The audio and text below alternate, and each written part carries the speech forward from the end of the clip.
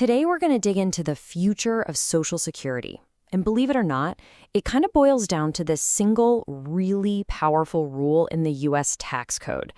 It's a rule that impacts millions of us, and right now, it's at the absolute center of a huge debate about how we're going to fund one of our country's most vital programs. Okay, so this all centers on something called the payroll tax cap.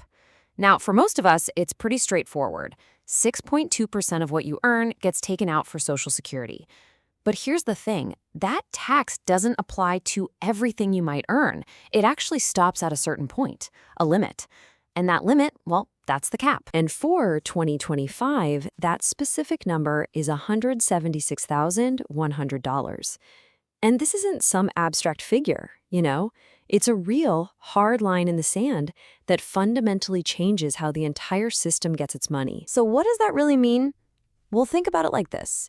If you earn, say, $150,000 a year, you pay that 6.2% tax on all of it. Simple. But if you earn $1 million, you only pay that tax on the first $176,100. Every single dollar you make above that, it's completely free from the Social Security tax. Okay, so why are we all talking about this one little tax rule right now, of all times?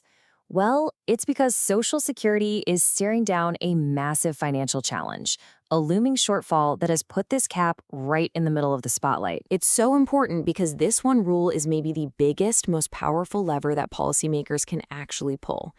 And pulling it could literally redirect trillions of dollars back into the system. If you look at the reports from Social Security's own trustees, they project that the system's reserve funds, its trust funds, are on track to run out sometime in the mid-2030s.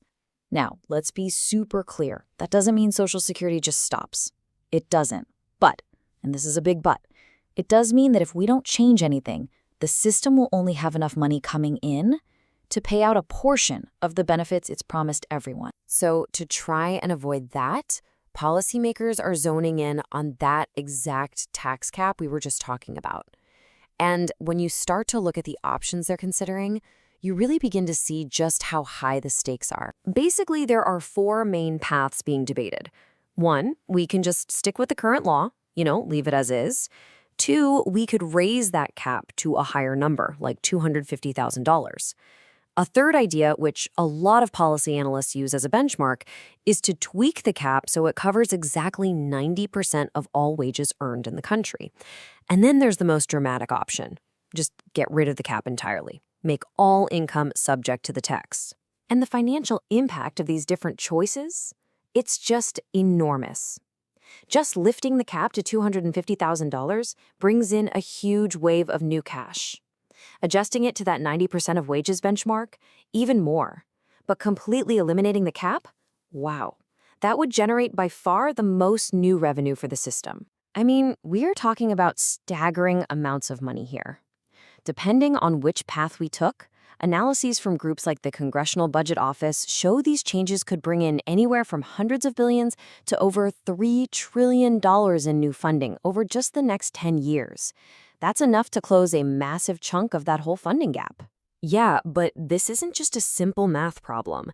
You can't just pick the one that makes the most money. These options have kicked off a really fierce debate. A debate about fairness, about economics, and about what the whole point of this tax even is. So the core tension is really this.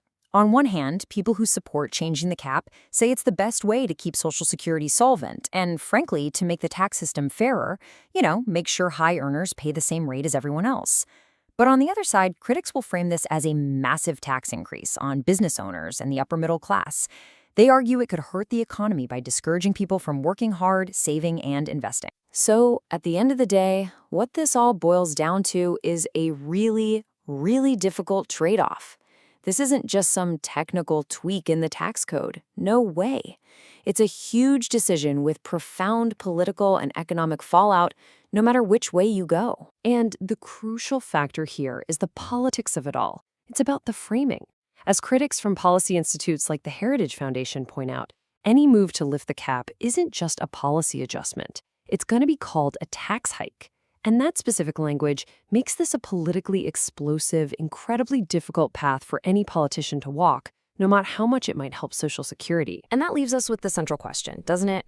With a deadline looming and literally trillions of dollars on the line, how does a society even make this choice?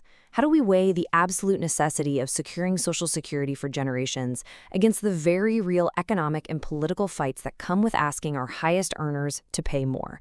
It's not just a billion-dollar question. It might just be one of the most consequential questions of our time.